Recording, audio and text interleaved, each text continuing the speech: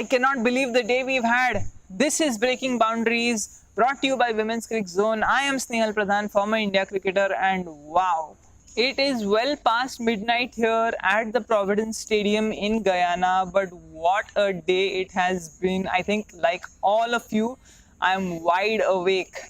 Stunning first day to start the Women's World T20 2018, the first standalone tournament, the first tournament which is competing with so much other cricket happening around the world. It needed something special to grab attention, it needed something special to shake people up and just remind everybody that yes, this tournament is going on. It may be in a faraway country, in a corner of the world, in the wrong time zone where there's rain happening, but Harmanpreet Kaur is there and she is not going to let this tournament go unnoticed. What a start from her. A century, the highest score by an Indian in a T20, the first century.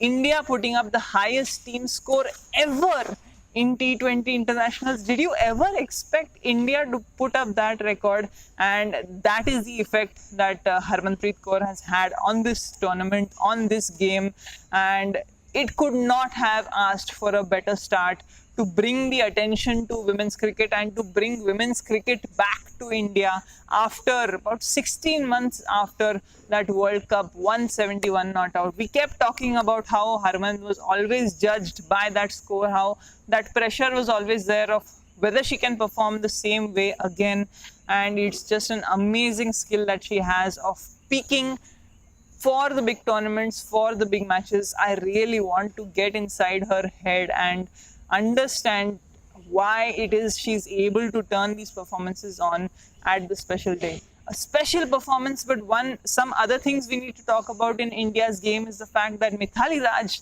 did not open the batting. In fact, India scored 194 and Mithali Raj didn't even come to the crease. So showing a new approach about how maybe this team can use Mithali Raj going forward in the middle order as a stabilizer, as and when required, and give the younger players a chance to express themselves at the top of the order.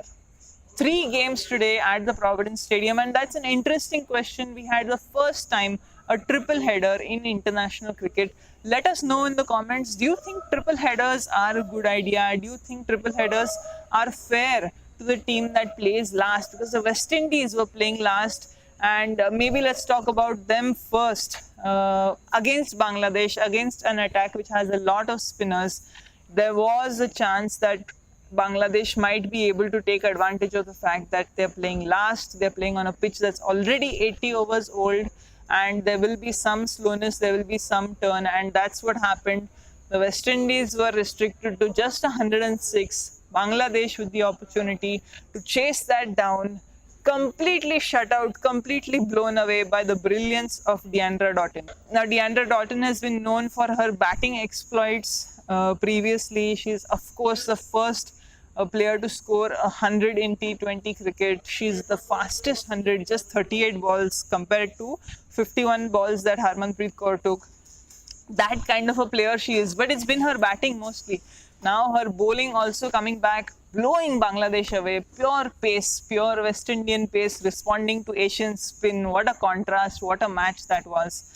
And it was great to see that bowling aspect also coming back. She, of course, became the first player to also have 100 and a 5-wicket haul in T20 cricket. Just an outstanding cricketer, an astounding cricketer. And I can't wait to see how the West Indies go in this tournament at home. The fans were really getting into it. The music was going, the dance moves were showing up. It was great to watch. Australia and Pakistan also faced off today. A one-sided encounter, probably the most boring match after all the excitement before and after. But an important win for Australia.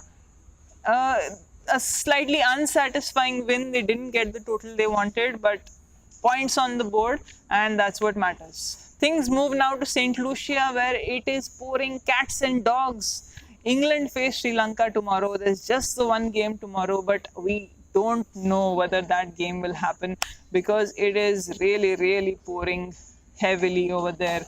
So you stay tuned to Women's Cricket Zone for the updates. We will be bringing you all the latest videos, news from St. Lucia, from this entire tournament, and what a tournament it is promising to be. If this tournament can live up to this first day, I think we're going to have a great 3 weeks here in the West Indies. So don't miss out on anything. Join the conversation. Let us know what topics you want. Let us know what you'd like to read, what you'd like to see. And hopefully we'll bring you that kind of coverage throughout the tournament. Here from Guyana, signing off, I am Snehal Pradhan.